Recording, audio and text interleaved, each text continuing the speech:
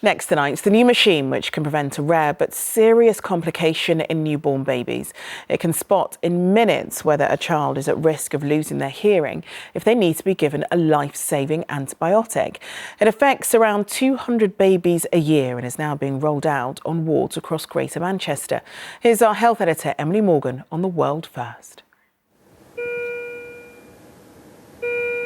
It is perhaps the most critical time in an extremely ill baby's life, the first hour of care. It's when a life-saving antibiotic, gentamicin, has to be given, but it can cause a baby to go deaf. It's why what this machine does is so exciting. We would just take a cheek sample and then the whole process takes about 2.5 minutes. This is a world-first genetic testing machine that can be used on the ward to identify whether a baby has the genetic variant that results in hearing loss if the emergency drug is given. This is amazing. Did you ever think you would be doing this sort of technology? Medicine? No, it's so advanced. Well, you could be changing the life of a child, couldn't you? Massively. Yeah. 1 in 500 babies have the gene change, which means they need to be offered an alternative antibiotic. So this could save the hearing of 200 babies a year. What used to take weeks can now be done in minutes.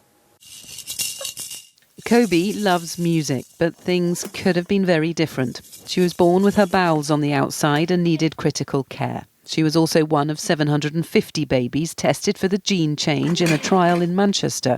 She was positive for the variant and given different antibiotics. The little girl she's become, it's amazing to see. And it's quite distressing to think of that she could be a completely different person had she not have had it. So, yeah, it's great. We're so grateful. The technology is part of a new era of medicine, of matching drugs to people's genetic code. This man helped develop it. He says we now know so much about how we respond to medicine.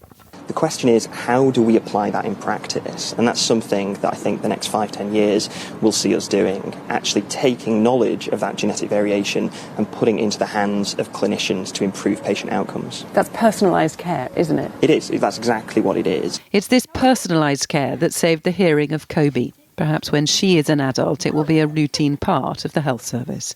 Emily Morgan, ITV News.